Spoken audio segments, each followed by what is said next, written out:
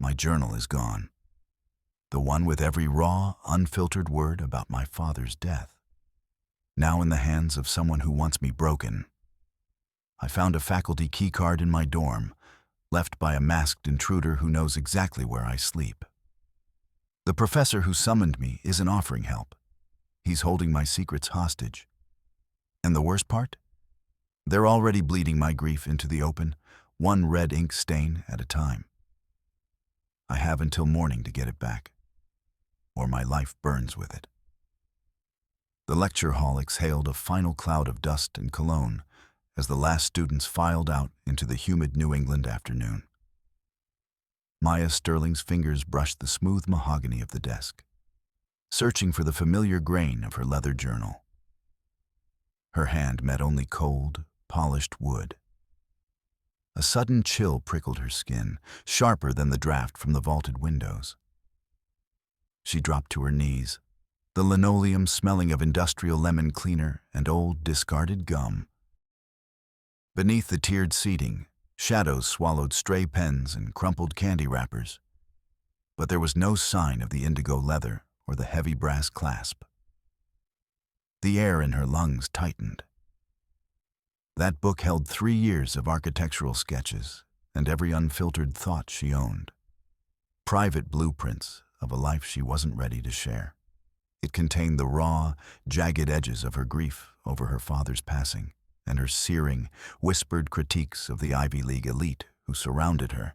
If those pages were opened, her academic world would incinerate. Losing something, Miss Sterling? Professor Julian Thorne lingered by the lectern, stacking papers with rhythmic, surgical precision.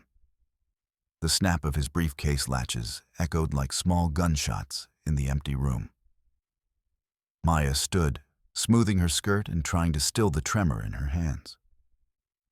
"My journal," she said, her voice catching on the dry air. "It was right here during the lecture.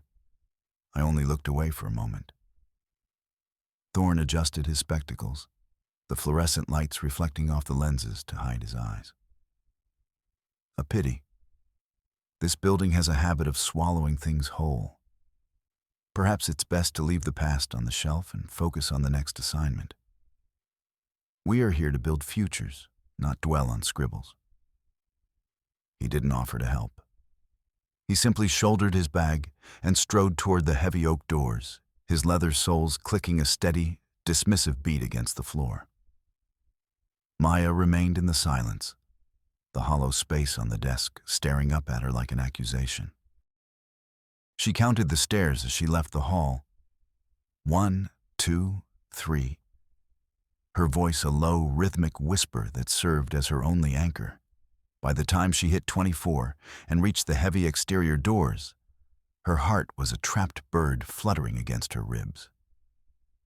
The walk back to her dorm was a blur of gray stone and vibrant green ivy that felt too perfect, like a stage set designed to hide a rot beneath the surface.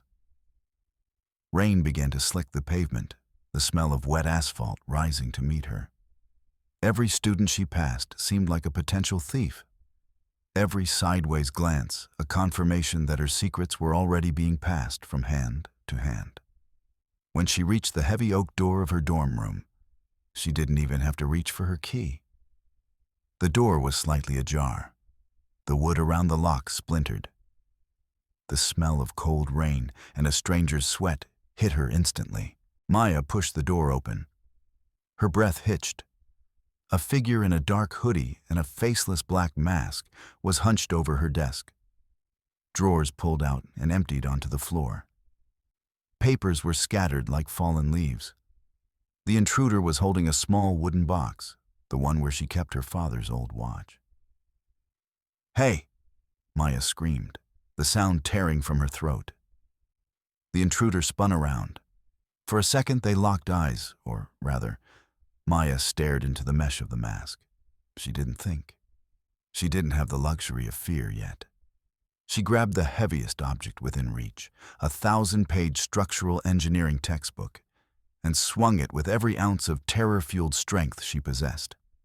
The corner of the book caught the intruder's shoulder with a sickening thud. The stranger grunted, a low, masculine sound, and lunged at her. They collided, a mess of limbs and fabric. Maya's head cracked against the bed frame, sending white sparks dancing across her vision. The metallic taste of blood bloomed in her mouth. She felt a heavy hand shove her back, her ribs barking in protest as she hit the floor. The intruder didn't stay to finish the fight. He scrambled toward the open window, his movements jerky and panicked. With a desperate heave, he rolled over the sill and vanished into the thick New England fog. Maya lay on the rug, her chest heaving, the scent of dust and rain filling her nose. 1, 2, 3, she whispered, counting her own shallow breaths until the world stopped spinning. She forced herself up, her side throbbing. Her eyes scanned the floor, looking for what was taken. But instead, she found something left behind. Near the window, glinting against the dark carpet, lay a plastic card. Maya picked it up with trembling fingers. It wasn't a student ID. It was a high-level faculty access keycard, the kind that opened every restricted lab and administrative office on campus. The gold chip on the front caught the light. A faculty member. The person who had just tried to ransack her life was part of the very institution she was supposed to trust. The weight of the card felt like lead in her palm. Her mind raced. Was it Thorne? The thought made her skin crawl. She tucked the card into her pocket, her thumb tracing its sharp edges. Just then, her phone buzzed in her pocket, the vibration making her jump. A campus security alert? No, it was a direct summons. Miss Sterling, please come to my office immediately. We have matters of academic integrity to discuss. Dr. Thorne. The walk to Thorne's office felt like a march to the gallows. The administrative wing of the university was a labyrinth of polished marble and stifling silence. The air here smelled of expensive pipe tobacco and old, decaying paper. Maya counted the steps. 42 to the elevator, 12 to his door.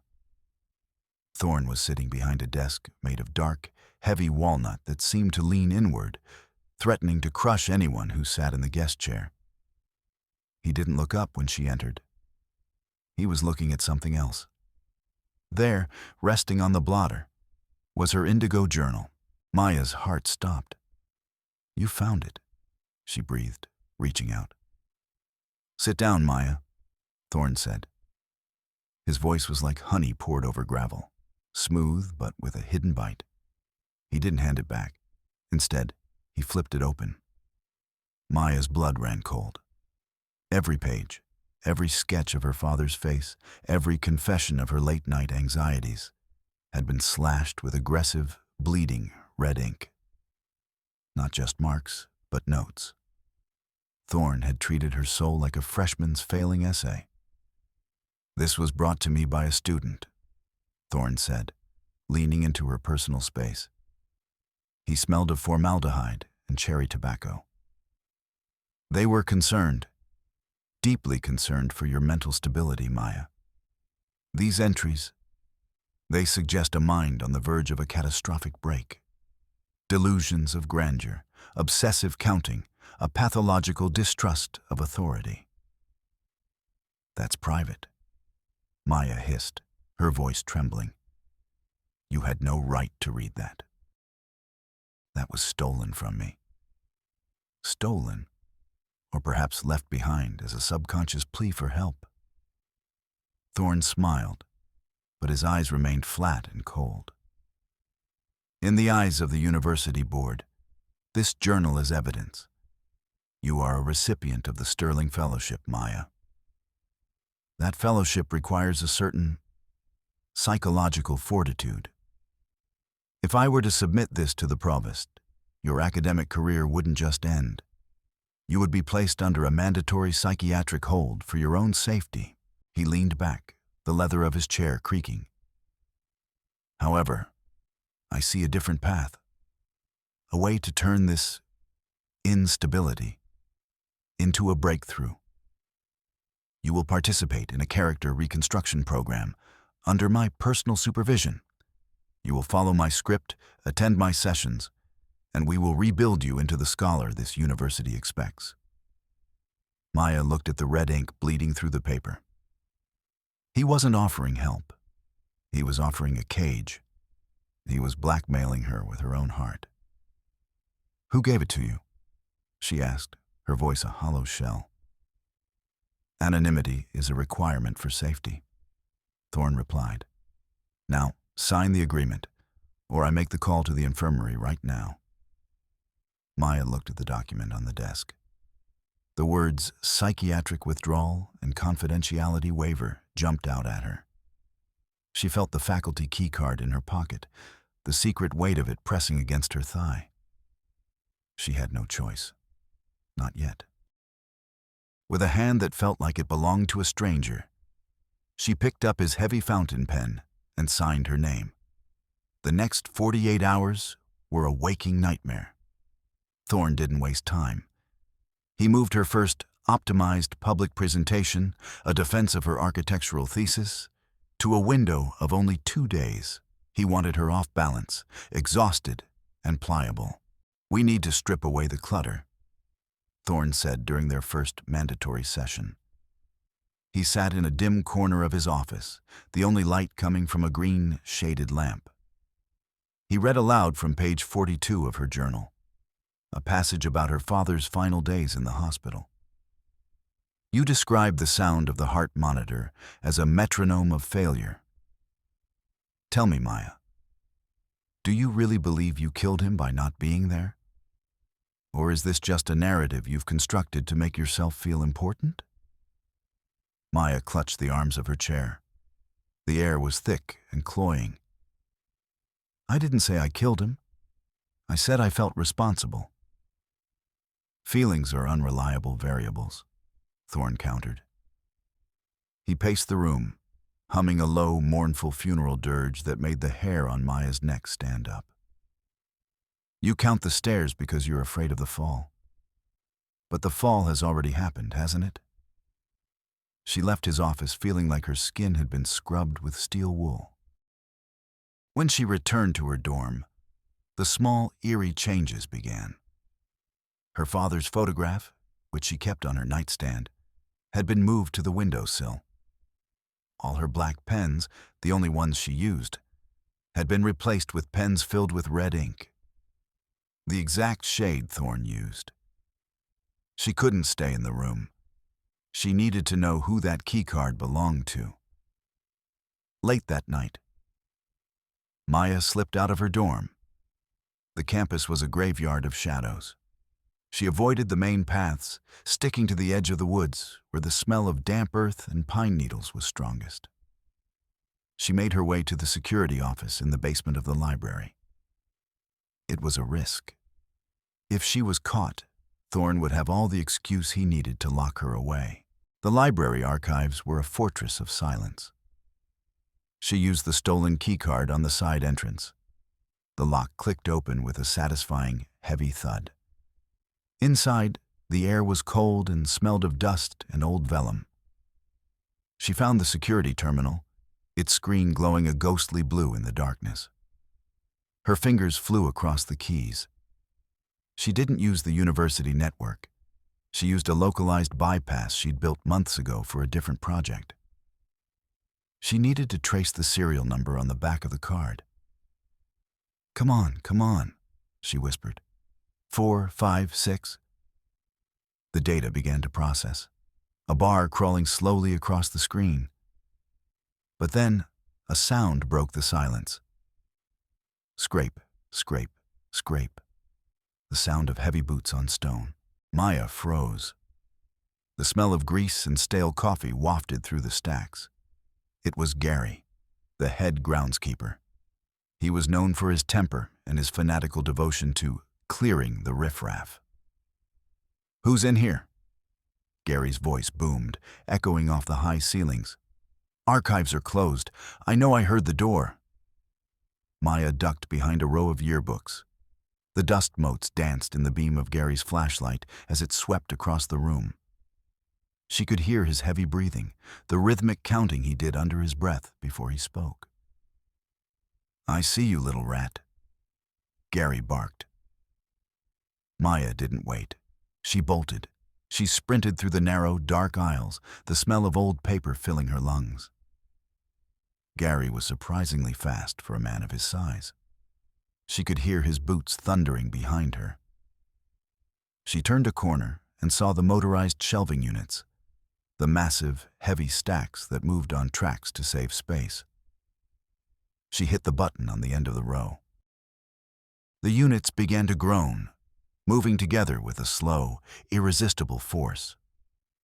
She squeezed through the narrowing gap just as Gary rounded the corner. "Stop!" he yelled. He tried to follow her, but he was too wide. He got stuck between the moving shelves, the motorized hum vibrating through his frame. He roared in frustration, pounding on the steel as Maya scrambled out the other side. She didn't look back. She ran to the service elevator and hit the button for the basement. As the doors closed, she saw the security terminal one last time.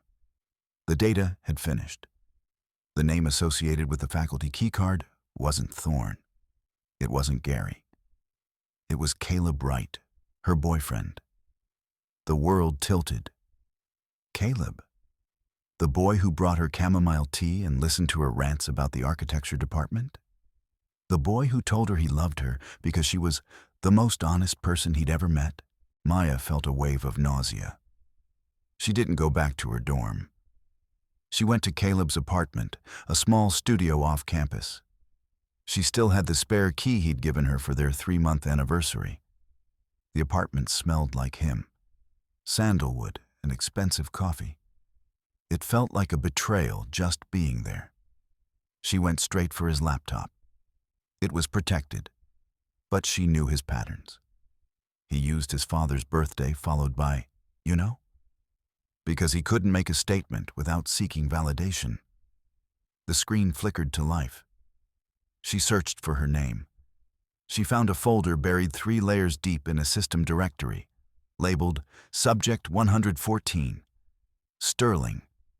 Inside were hundreds of files, audio recordings of their dates, GPS logs of her walks, and a series of reports addressed to Dr. Julian Thorne.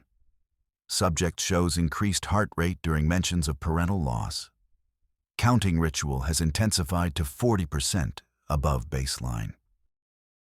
Recommending transition to phase 3. Total isolation. Caleb wasn't her boyfriend. He was a research assistant. He was a spy. The safety necklace he'd bought her for her birthday, the small silver locket, wasn't a gift. She pulled it from her neck and smashed it against the desk. A tiny black GPS chip rolled out onto the wood. Maya sat in the dark, the silence of the apartment pressing in on her. She felt like a specimen under a microscope. Every kiss, every secret shared in the dark, had been data for Thorne's red ink project. The next morning, before she could even process the betrayal, Thorne's enforcers arrived. 2 campus security guards, their faces like stone, informed her that her reconstruction required a more controlled environment. They moved her to the annex, a secluded, windowless building on the far edge of campus, used for intensive study. They took her phone. They took her laptop. They left her with nothing but a stack of Thorne's pre-written scripts and a bed that smelled of bleach. "You're here for your own protection, Maya," Thorne said through the intercom. His voice was distorted, metallic. "The board is very concerned. Your defense is tomorrow. If you want to keep your fellowship, if you want to stay out of the hospital, you will memorize the script. You will tell them how I saved you." Maya paced the small room. 1, 2, 3, she whispered, her voice cracking. 4, 5. She needed a weapon. She searched the room, her fingers tracing the baseboards, the undersides of the bolted-down furniture. In the back of the small closet, she found it. a small digital voice recorder, likely left behind by a previous subject. It was old, but the battery indicator flickered to life.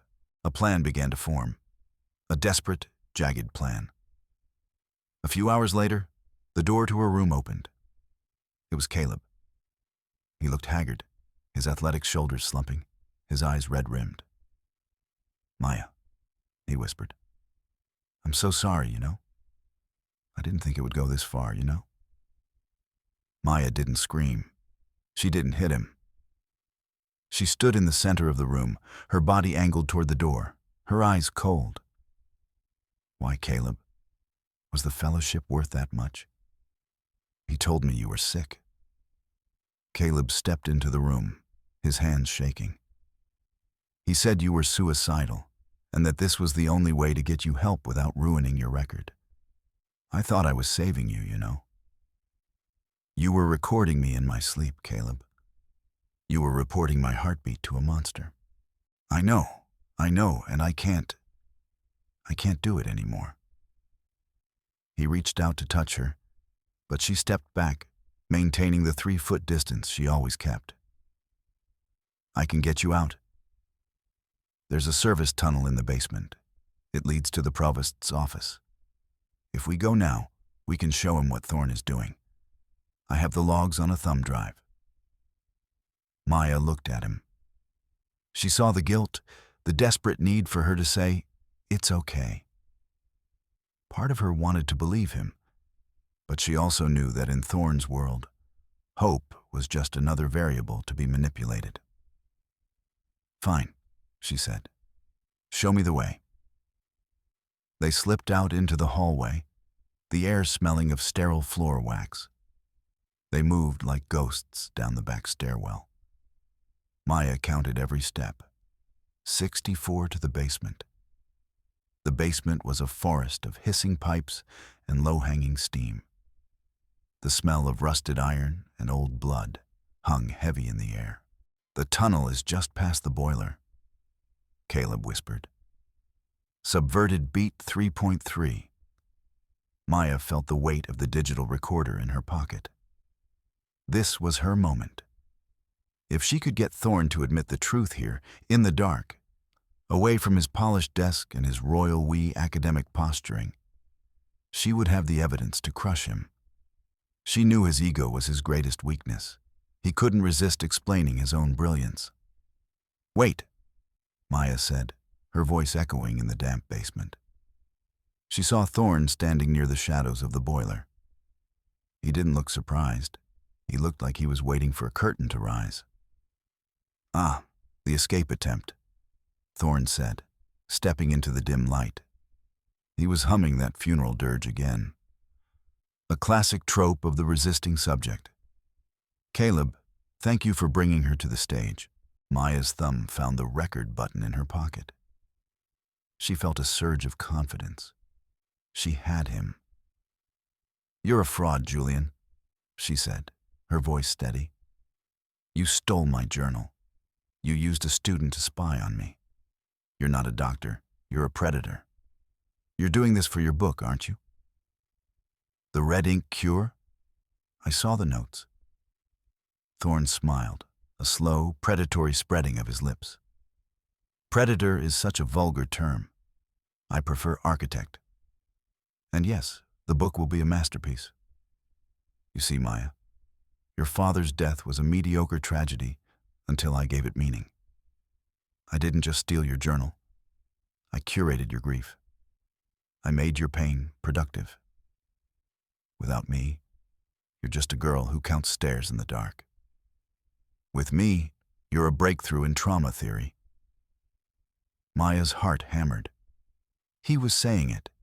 Every word was being captured by the tiny microphone. "You admit it? You manipulated my medical records? You forced Caleb to lie to me?" "Of course," Thorne said, leaning against a rusted pipe. He sounded almost bored. Caleb was an excellent tool. He's so desperate for a father figure he'd record his own soul if I asked him to. "And your records?" A few strokes of a pen, and you're a paranoid schizophrenic. Who was the board going to believe? A world-renowned scholar? Or a girl who can't walk up a flight of stairs without whispering to herself? Maya felt a rush of cold triumph. She had it. The admission of fraud, the manipulation, the book. It was all there. "I have you," she said, pulling the recorder from her pocket. "I've been recording everything. This goes to the police. It goes to the press. You're finished." She looked at the small device in her hand, the little red light glowing like a beacon of justice. For the first time in months, she felt the weight lift from her shoulders. She had outsmarted him. She was the one in control. But Thorne didn't flinch. He didn't look panicked. He actually chuckled, a dry, rasping sound that vibrated through the basement. "You really are a bright girl, Maya. That's why I chose you." He looked at Caleb. "Caleb, would you like to show her the crack in her plan?" Caleb didn't look at her. He reached into his own pocket and pulled out a small, sleek remote. He pressed a button. Maya's recorder didn't just stop. It emitted a high-pitched, screeching whine that made her drop it. A spark erupted from the casing, the smell of scorched plastic filling the air. The little red light blinked once and died. "The annex is a closed loop, Maya," Thorne said, his voice dropping to a low, dangerous hiss. "Did you really think I'd let a recording device function in my own laboratory? The entire building is blanketed in a localized signal that fries unshielded electronics. Your evidence is now a melted hunk of silicon." The triumph in Maya's chest turned to ash. The world tilted.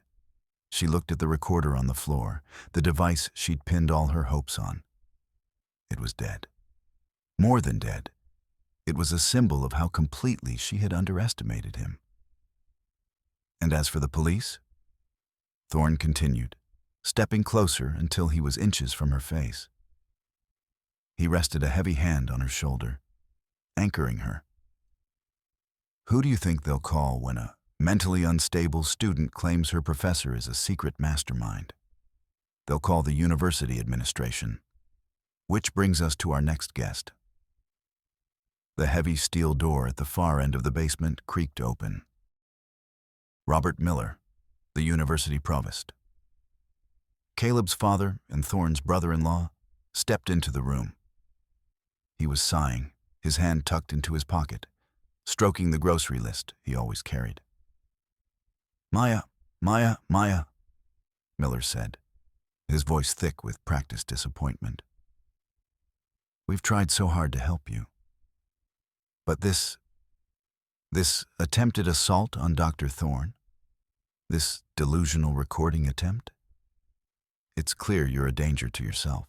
Maya looked from Thorne to Miller to Caleb. The circle was closed. There was no escape. She hadn't just failed. She had handed them the final piece of evidence they needed to lock her away forever. She had tried to play their game, and they had simply changed the rules while she wasn't looking. Her legs felt weak, the rhythmic counting in her head falling into a chaotic, broken jumble. She was worse off than when she started. She was truly, utterly alone. "Now," Thorne said, his voice honeyed once more, "let's go prepare for your defense. You have a script to read, and if you deviate by even a single word, Robert here has the commitment papers already signed. Wouldn't you agree that's the most logical outcome?" Maya was led back to her room, her spirit feeling like a piece of glass that had been shattered and then ground into dust. She sat on the edge of the bed, the silence of the annex pressing in on her like a physical weight. But in the darkness, a new sound emerged, a new sound. Click, click, snap. Maya froze. It came from the corner of the room, near the ventilation duct. Click, click, snap. A woman stepped out of the shadows. She was gaunt, with dark circles under her eyes and hands tucked into her sleeves. She was picking at her cuticles until they bled. "Who are you?" Maya whispered. "I'm the ghost of Christmas future," the woman said, her voice like gravel. "My name is Sarah Jenkins. 6 years ago, I was Subject 82. I was the star of his last book." Sarah moved with a rigid, walls-up posture. She explained how Thorne had groomed her, stolen her research on urban displacement, and then had her institutionalized when she tried to complain. She'd been living in the campus tunnels for months, watching Maya, trying to find a way to stop the cycle. "The intruder in your room?" Sarah said, cracking her knuckles. "That was me. I wasn't trying to steal your journal. I was trying to steal it back from Thorne's office. I dropped the keycard during the struggle. It was Caleb's. I'd lifted it from him earlier." Sarah reached into her oversized jacket and pulled out a thick, bound manuscript. "I couldn't get the journal, but I got this. It was in Thorne's briefcase." Maya took the manuscript. The title page read, "The Red Ink Cure, a study in the deconstruction and reconstruction of the damaged female psyche, by Dr. Julian Thorne." She flipped through the pages. It was all there. Her father's private medical records, her own childhood trauma, and a detailed plan of how Thorne had broken her to prove his theories. He'd even planned the miraculous recovery she was supposed to perform at the defense tomorrow. "He's not just a doctor," Sarah whispered. "He's a ghost maker. He turns people into data, and then he discards the shells. You have to finish him, Maya. Because I couldn't." The morning of the defense arrived with a cold, gray light. The fellowship boardroom was a place of chaotic elegance. Gilded frames, flickering chandeliers, and a massive oak table where the elite sat in judgment. Elizabeth Moore, the head of the fellowship board, sat at the center. She was tapping her fountain pen against her chin in patterns of 4. Tap, tap, tap, tap. Her eyes were like flint. Thorne stood by the window, looking out at the manicured lawn. He looked every bit the distinguished scholar. Caleb sat in the back row, his head down, the perfect assistant. Maya was led to the podium. She felt the weight of the manuscript hidden beneath her blazer. She had the script Thorne had written for her, a tearful confession of her instability, and a glowing tribute to his genius. "Miss Sterling," Elizabeth Moore said, her voice like gravel, "we have reviewed the concerns raised by Dr. Thorne. This is your opportunity to address the board regarding your continued fitness for the Sterling Fellowship. Please, proceed." Maya looked at Thorne. He gave her a small, encouraging nod, the look of a proud father. Maya took a breath. She smelled the cloying pipe tobacco from Thorne's jacket and the sharp, metallic tang of her own fear. She looked at the script. Then she tore it in half. The sound of the paper ripping echoed like a gunshot in the silent room. Thorne's expression didn't change, but his hand tightened on the back of his chair. "I'm not going to read the script Dr. Thorne wrote for me," Maya said. Her voice was clear, devoid of the rhythmic whispers for the first time in years. "Instead, I'd like to discuss a new architectural concept. I call it the ethics of erasure." She pulled the manuscript from her blazer and slammed it onto the podium. "This is Dr. Thorne's latest work," Maya continued, her words coming in a controlled, clinical torrent. "It's a detailed account of how to systematically destroy a student's privacy for professional gain. It includes stolen private journals, unauthorized surveillance by research assistants, and the falsification of medical records to ensure compliance." The board members began to murmur. Robert Miller stood up, his face reddening. "This is an outrage.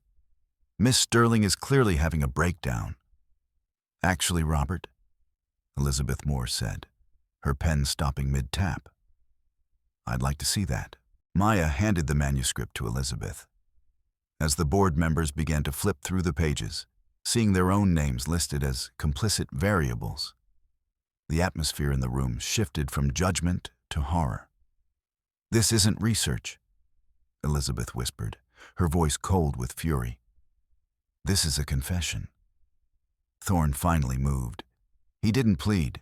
He didn't apologize. He lunged for the podium, his face contorted into a mask of pure, unadulterated rage. "You ungrateful little bitch. I made you. You were nothing but a broken girl counting steps in the dark." He reached for her throat, but the security guards, the same ones who had helped him, stepped in. They pinned him against the mahogany table. Thorne's silver hair was disheveled, his silver tongue finally failing him. He began to hum the funeral dirge, a loud, tuneless wail that filled the room as his professional mask shattered into 1,000 jagged pieces. Maya didn't stay to watch the end. She walked out of the boardroom, past the flickering chandeliers and the gilded frames. She walked down the main staircase of the administrative building. 1, 2, 3, she started. Then she stopped. She didn't need to count. She knew exactly where she was.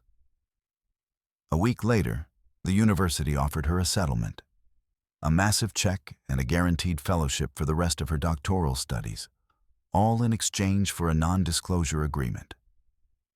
They wanted to bury the scandal, to protect the integrity of the institution. Maya met the representative in the empty lecture hall where it had all started. The room smelled of lemon cleaner and old gum. "No," Maya said, pushing the check back across the mahogany desk. "Miss Sterling, be reasonable," the representative said. "This is more money than you'll see in a decade. You can finish your degree anywhere." "I don't want your money," Maya said. "And I don't want your degree. I'm done being a subject for this place." She walked out of the hall, her backpack light, her head held high. She left the Ivy League behind, the vibrant green ivy now looking like nothing more than a weed trying to choke the life out of the stone. Seattle was exactly what she needed. The gray mist and constant drizzle felt honest. The city didn't try to hide its rot under Gothic spires. It just was. Maya sat in a small cafe near the waterfront. The smell of roasting coffee and cinnamon rolls filled the air. Outside, the Space Needle was a silver needle stitching the clouds together.